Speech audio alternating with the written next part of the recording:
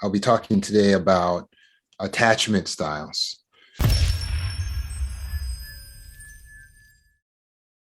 So there was a scientist that was doing research for whatever reason, and he had these geese that were being hatched. And when they would hatch, they would first see him before anyone else. And he noticed that after that, these baby geese would follow him around wherever he would go. And you realize, oh, they think I'm their mother because I am the first thing or the first person that they actually see when they hatch into this world. And so they're forming an attachment to me. And so in time, research was done into the attachment of human babies and their mothers. And it was found through research that there is a correlation between the connection that a human child has to its initial caregivers and the connections that they establish later in life. Not just romantic connections, but friendships and their ability to adapt to life and situations. They could predict with a degree of accuracy if a person would be successful in school based on their attachments to their caregiver as early as 1 year or 2 years of age. So how exactly is this the case? Well, generally, they noticed that if a baby was securely attached to its mother, then it would generally do better in relationships later, and it would do better in other areas of life, such as school and employment. But if a child shows an insecure attachment to its mother or primary caregiver, then this is going to cause them problems in their relationships and in other areas of their life. So they would test this by having a stranger sit in a room, and a mother would bring her child into the room with the stranger. Stranger would be a researcher. And there would be some toys laying around, and the child would sit in, kind of get comfortable, start to play with the toys. Typically, a child tends to look back at the mom as it explores the room, especially if the child has a secure attachment. And so the child with a secure attachment will feel free to explore the room. And when the mother leaves the room, the child will exhibit some distress, some discomfort with the mother being gone. Now, when the mother returns, a securely attached child will be happy that the mother returns. It may greet the mom and go back to playing again. But someone who has an insecure attachment, a child with an insecure attachment, will also be distressed when the mother leaves the room. But then we start to see variations in the way they behave. If they have what was termed a disorganized insecure attachment, then they may actually bond with the stranger, and they may actually be avoidant of the mother. They also found the phenomena that if they had an anxious attachment or an avoidant attachment of the mother, when the mother returned, the child would not be happy to see the mom again, but instead would complain and cry or do something to try to punish the mother. And so we can see in these different variations of the way these children would respond, a variation in attachment styles, which then later on can go to show if someone has one of 4 main attachment styles. And so what I'm going to do is share a little illustration with those on the Zoom call so you can follow along with these different attachment styles. And these are basically the 4 main attachment styles that are identified, and there's some consensus on. Of course, take with a grain of salt. This is a theory, and this theory of attachment really breaks down commonalities that we see in the way people tend to respond to relationships based on how they originally were attached to their primary caregiver. So we'll start with anxious attachment. And you may see one of these types of attachment in yourself. So let's just observe and kind of think about ourselves and how we respond in relationships and how we tend to be, as well as maybe relate it back to how our relationship was with our primary caregiver. Someone who has an anxious attachment, it does not clearly always want to be alone, but they feel very safe when they are alone. The problem is that while they're alone, they feel lonely and they have a desire, a deep, deep moving need for connection. And so they will go out and they will do all kinds of things to try to find this connection with another person. And they will get into relationships with abusers, and they are attracted to emotionally distant people and persons who are already in relationships, so they're emotionally unavailable or literally just unavailable. And they're attracted to these partners because it's almost like a safe way of having a relationship without going into full on love and commitment.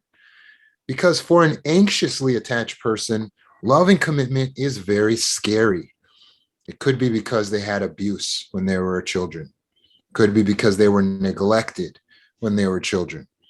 But they learn that they cannot totally trust people, but they still have a deep, deep need and a desire to be extremely close to someone.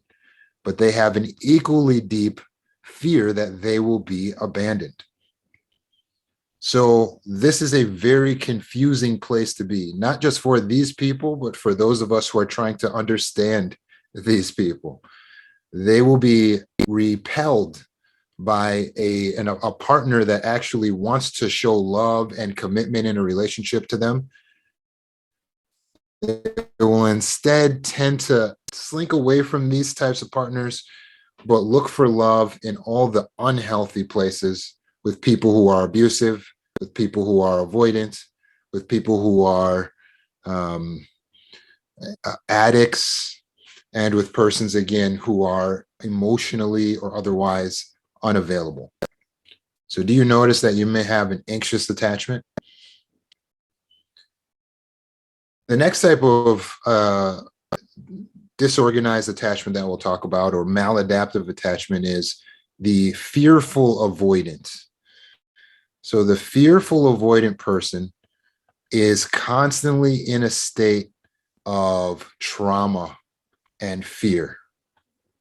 They have trust issues and they try to maintain distance from people and relationships because they are so afraid. They are deathly scared of what can happen and what can occur. They know that they can be hurt. They are sure that they will be hurt.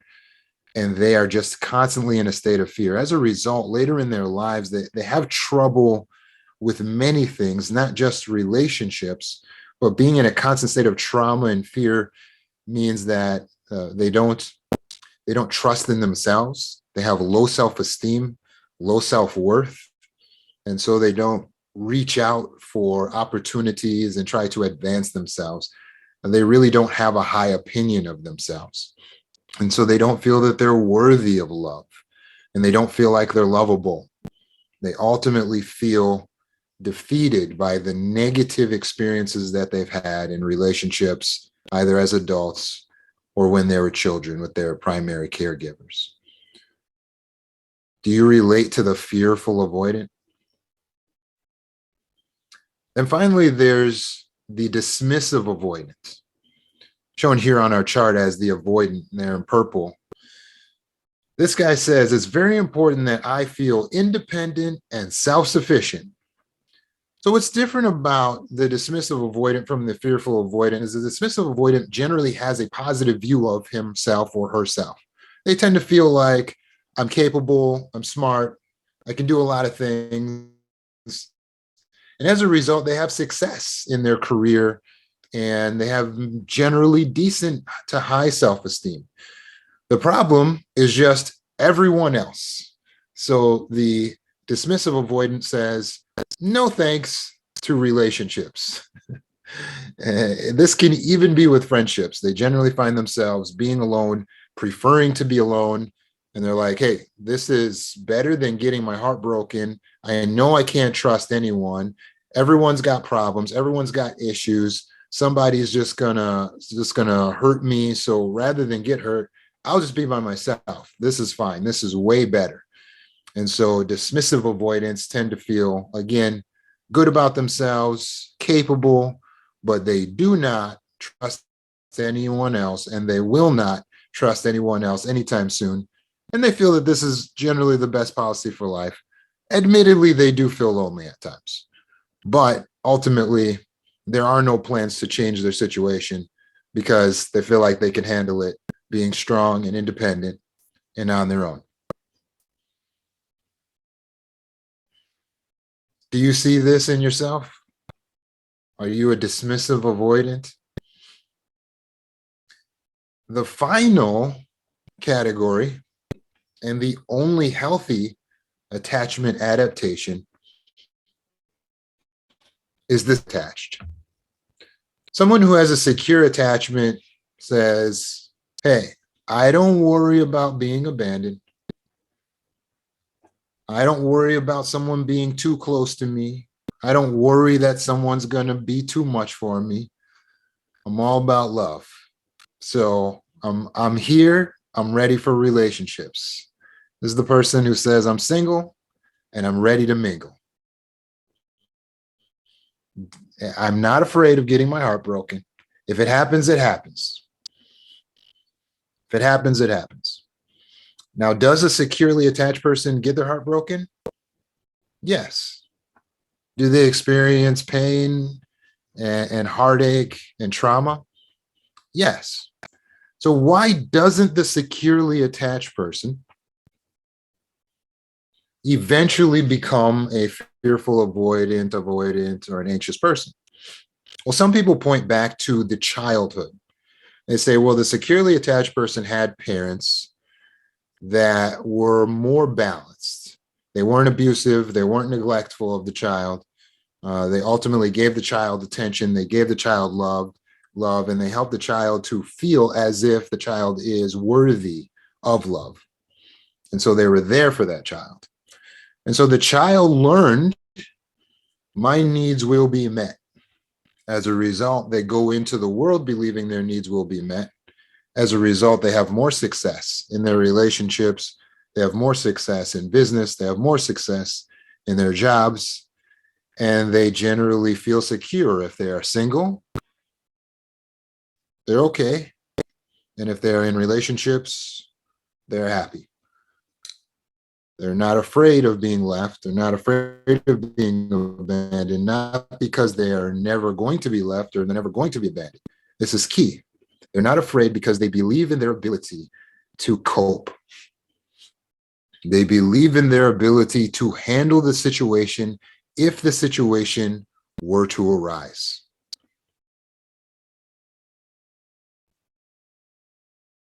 They are resilient. Now, here's the thing about all of these four types, because you got more than enough YouTube videos and TikToks and Facebook videos and Instagram reels and things that are going to tell you the same thing that I just told you about these four attachment types. And we tend to scroll through these and go, oh my gosh, yeah, that's me. That's me. I'm avoidant, or I'm fearful, or I'm secure, or I'm anxious, or whatever. But really, all that's worthless. I mean, just to know what category of a theory you fall into is not really going to help you, because what you need to know is, how do I heal from the trauma, from the abandonment? How do I heal the abandonment issues? How do I heal the attachment issues? How do I learn to trust again? How do I learn to forgive? How do I learn to love, despite the fact that I have been hurt, abandoned, neglected, abused? That's the question. How do I heal? Not which category do I fit on a colorful chart. What's important to understand is there is only one category here that is healthy, and that is the secure attachment. If you notice that you are any of these other types of attachment, then your focus should be, how do I heal from this? If you're not interested in healing from it, if you're not interested in becoming securely attached, you should come off of the call and go do something else. You should end watching the video. If you're watching a recording of this, you should just move on, because I am not about to just tell you what these attachments are and not tell you how you can heal from these attachments, because that would be useless. And all of these are very healable. You can recover from the different types of attachments that you may have fallen into. These are not permanent. You are not a permanently securely attached, a permanently anxious attached, a permanently avoidant attached. These aren't permanent. They're not a life sentence, or rather a death sentence. They're just simply ways of sort of categorizing things. And whether you're avoidant or fearful avoidant or anxious avoidant, know this: it's maladaptive.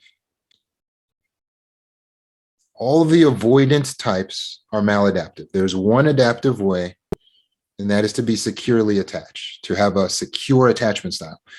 If you have an avoidant attachment style, it doesn't matter which category of avoidant you are. What matters is that you make the steps to make a change so that you can become more securely attached. That is your goal. By the end of our call today, by the end of this meeting, by the end of this video, if you're watching a recording, you want to be in a position to make the changes to be securely attached. You want to know exactly what you need to do, what you need to change to be securely attached. That is your objective. Why? Because when you're securely attached, you do better in relationships. You do better while you're single. You do better with breakups. You do better in business. You do better in work. You do better in school. You do better in life. You experience more mental health, more energy health, more physical health. So the question is, how can I become more securely attached? I'm going to let you think about that for just a moment. How can you become more securely attached? If we know already that being avoidant isn't adaptive, then how do we change that? We have to remember that being avoidant in the first place was perhaps an adaptation, either in childhood or at another time in your life, that was developed with one particular goal in mind. And that goal was to keep yourself safe. That is the point of the different styles of attachment. You have a maladaptive style of attachment if you're avoidant in any way, because you're trying to keep yourself safe. That's why you're insecurely attached. The difference with a secure attachment is that you are not primarily focused on keeping yourself safe. All of the three avoidant attachments have one thing in common. Put this in your notes: fear. They are driven by fear. You're anxiously attached because you do really want to be with someone. You're being full of love, but you're just afraid. You're dismissive avoidant because you realize that you're a great, capable person, but you're too afraid to trust anyone. You're fearful avoidant because you're just in fear. In all of the avoidance, it is just motivated by fear. If you want to cure your attachment disorder, then you need to change from being a fear-driven person to a love-driven person. If you want to cure your attachment disorder, starting right now, you need to change from being a fear-driven person to a love-driven person.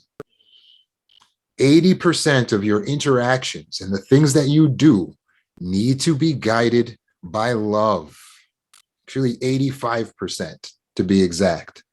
85% of your interactions, the things that you do, the decisions that you make in relationships and outside of relationships, need to be guided by love. Love of self, love of others.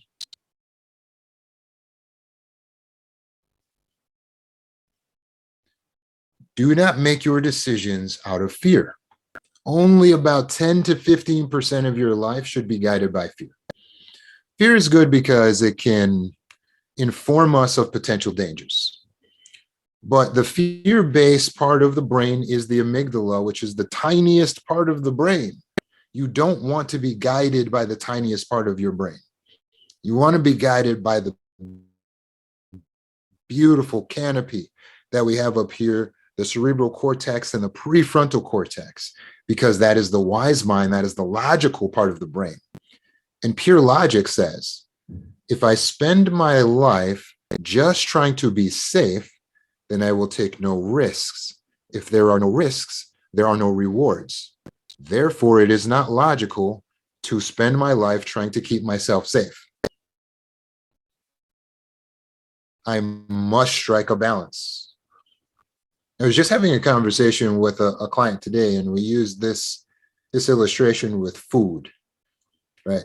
It's possible for you to get food poisoning, right?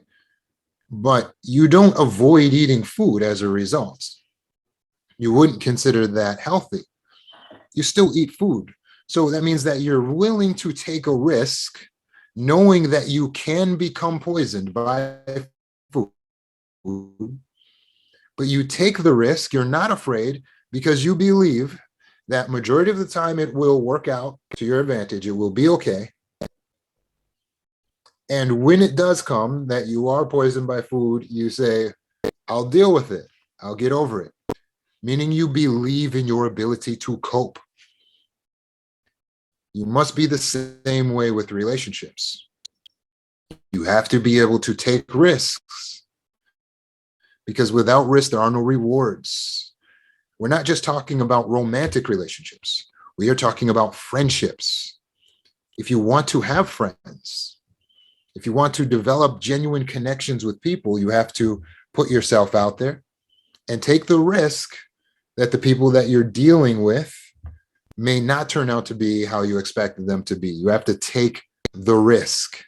Well, what if I get hurt? I'm not trying to get hurt. You don't understand. It was very, very traumatic. When I was hurt before, I had a relationship and it was just terrible and it went bad. And I was in tears for months and I went into a depression and I had to go on medication. And you don't understand, Roman, like when I get hurt, I get really hurt, because when I love, I really love. I do understand. I too love very deeply. And so that means the hurt will be deep. The pain will be deep. But you must learn how to regulate your nervous system so that you understand that you are capable of coping with a trauma when it occurs. You are capable of re-regulating from that trauma when it occurs. When you know that you can regulate your own nervous system, then you don't have to fear being thrown out of alignment. For instance, using the JAP method, you can regulate your anxiety or your depression. You can also use it to regulate heartbreak if you get dumped, which all of us, if we take the risk, will get dumped or abandoned or used. But you can regulate. How? Utilize the JAP method that I've made available. It's on my YouTube. It's on the TikTok page. You can just text me if you don't have it, and I'll send you the link. This is the JAP method is taking you into your wise mind. The way that you're able to regulate, to not become traumatized by a trauma, is to process it with the wiser adult mind that you have, to process it in the cerebral cortex, to get the well-rounded viewpoint of it. Last night on TikTok, I defined trauma as anything that causes distress and creates an undesirable change.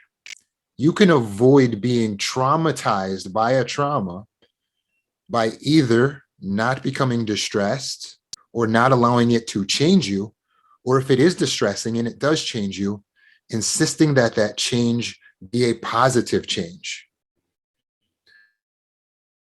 So you see, when you go into becoming a dismissive avoidant or fearful avoidant or an avoidant avoidant, you are allowing it to change you in a negative, undesirable way. So that, oh, now I just can't have relationships anymore. When you allow it to change you, but in a positive way, then you can avoid being traumatized by what's happened to you. So when you're in that hot water, you're not acting like a carrot becoming mushy or like an egg becoming hardened, but you're reacting like a coffee bean, emitting a wonderful aroma. You can actually become better through your heartbreaks, through your failures, through your pains. You can actually become better. Learn the skills of coping with trauma, and then you don't have to avoid trauma. When you don't spend your life trying to avoid trauma, you are no longer living in the fear state. You are now in the love state. When you are living in love, now you can securely attach to people. Now you can put yourself out there. Now you can reach out and love again. And you don't have to be afraid, and you don't have to be alone. You can have connection.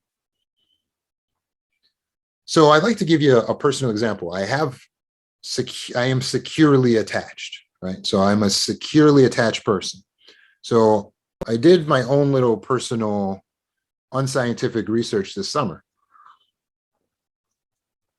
I sought out to attempt to make as many friendships with new people that I had never met before as possible. And that way I could show you what the results are. And I have the results of that research right now because summer is finally over. Would you like to know what it is? Before I go into it, I want you to understand. When you are avoidant, you are trying to protect yourself from being let down by people, from being hurt by people, from being betrayed. But as a result, you miss out on all the genuine connections that you could have. Does that make sense? As a person who is securely attached, I also had to put myself out there in order to make these friendships, in order to meet these new people and expose myself to the potential of how they could treat me. Now, does the fact that I'm securely attached or some other aspect of who I am or what I am make me immune to being dumped or mistreated? Well, absolutely not. In fact, out of 22 attempted friendships, 7 people failed me in various ways. Of 7 failed attempts at a friendship, 3 people ghosted me. 3 people faded away, and 1 person just became cold and distant. So I met 7 new people, reached out, was cool, tried to start a relationship. Of these 7, 3 of them we were texting, and then one day they were gone. They absolutely ghosted me. No call, no explanation. 3 people just kind of faded off naturally. Like we just didn't hit it off. That happens, right? Maybe they got busy or whatever, just for whatever reason, just didn't work out. They didn't ghost me. They just faded out. And 1 person just kind of became cold. They didn't ghost me, but they just clearly did not like me. At least that's how I would interpret it. I don't know. I haven't asked them. Why did you become cold? I don't know. This pain of these 7 failed relationships is what you are trying to avoid as one of the avoidant attachment styles. The pain of being ghosted, pain of people just fading away out of your life and abandoning you.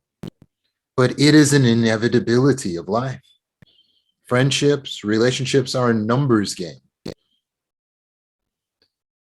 Do you think that now, as a securely attached person, I look down at these 7 failed relationships and think, well, I'm done. I'm never going to try to make a friend again. Absolutely not. This is a part of life. Not everyone is going to like me. Not everyone is going to like me. I'm not everyone's cup of tea. Some people have other reasons, other things going on in their lives, their own personal traumas. We cannot personalize the way someone treats us. If they treat us a certain way, it's an indication of the type of person they are or what they may be going through. I can extend them forgiveness. It just didn't work out. Instead of focusing on the 3 people that ghosted me this summer, I need to focus on the 10 successful relationships that were formed. And yes, I did mention the number was 22. There were 5 relationships that I personally shut down. I don't believe that I ghosted any of them, but I had to assert my boundaries 5 times.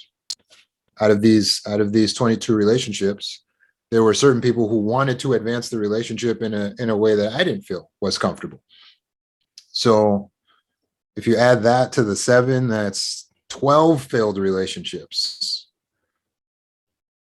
I had to get into the uncomfortable, sticky situation of telling someone, no, I've got a boundary. This is another reason why many maladapt and become avoidant. They become afraid that someone's going to want too much from them, or that someone's going to take too much or become abusive or violate their boundaries. You must learn the skills of asserting your boundaries. Then you don't have to be afraid, which means you don't have to live in fear, which means you can get back to living in love. 85% of your life needs to be guided by love. Am I getting through clearly?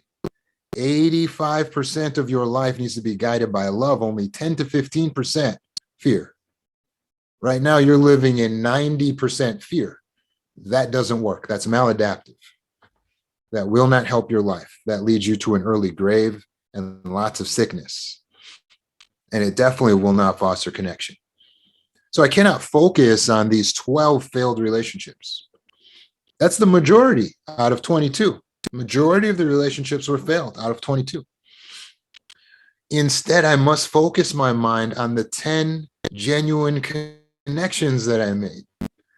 I made 10 friends this summer by putting myself out there 22 times.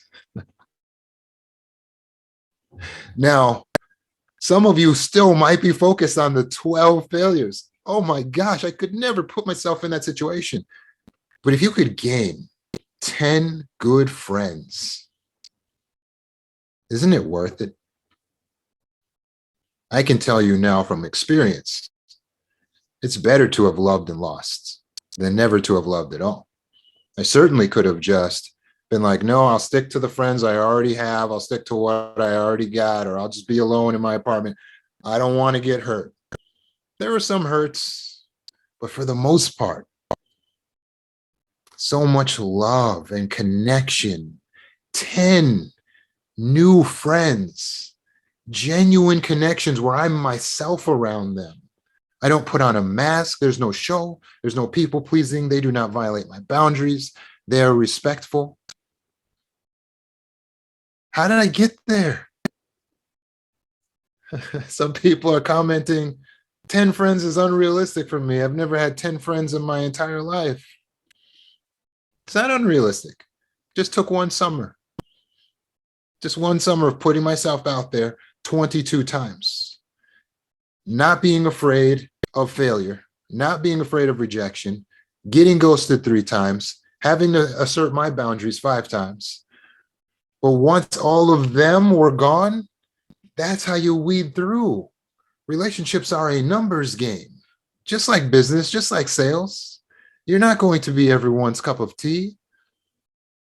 10 genuine connections, real friends, people I actually enjoy hanging out with, not the ones that call and you look at the phone and, oh man, not her. Oh, no, people who I actually want to talk to. I don't feel pressured by these relationships. There is hope for you. If you feel like you are insecurely attached, get out of living by fear, get into living by love. Fear says love isn't safe, relationships aren't safe. Love says you cannot spend your whole life trying to keep yourself safe at the expense of making genuine connections. Feeling happy, feeling at peace, feeling connected, that's health. And health is safety. Love is safe. Fear says, I'm unlovable. Nobody would like me. Love says, well, I love me. And if I love me, someone else got to love me too. Love says, I like me. I'm a likable person. I'm a lovable person. So maybe if I try 22, maybe I won't get 10, but even if I get 3, it's going to be worthwhile. Fear says, everyone leaves. Can't trust anyone. Everyone leaves. Love says, everything is temporary. So why not spend this finite amount of time that you have being genuinely connected? It's better to have loved and lost than never to have loved at all. Love says if you truly love someone, you can let them go. And if they come back, then they're truly yours. Fear says, I can't trust anyone. Love says you don't have to trust everyone. But without any trust, then there's no relationship. So trust someone. Take a chance. Take a risk. Trust is a risk. So make calculated risks and give it a try. Fear says, I'll get hurt. Love says, I'll get over it. Fear says, well, maybe I'll fail. Love says the only way to succeed is to fail, and to fail again, and to fail again. So fail faster.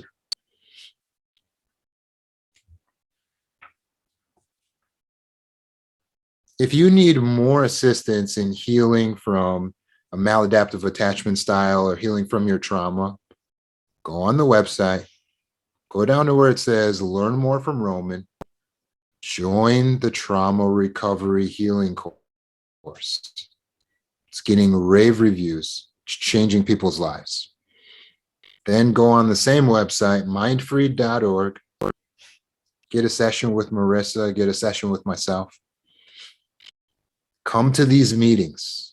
We got 2 of these a week, and I don't stop them. Even when my 10 friends want to hang out, I say, no, I got my meetings tonight. So be here Monday, Wednesdays, 7 o'clock Central, 8 o'clock Eastern. We're here to support you. These meetings are free. All the work we're doing supported by voluntary donations. Thank you to everyone who's given and donated. Thanks to the volunteers who are helping make this possible. Sandy, Marissa, so many who have volunteered their services and helped us to really be able to reach out to this community. I am working with people worldwide. I am also training as many therapists and doctors and people who want to become coaches as possible, so that we can help more people to understand that these things can be healed from. So feel free to refer me. I'll see you guys on Wednesday, 7 o'clock Central, 8 o'clock Eastern. Love to you all. Good night.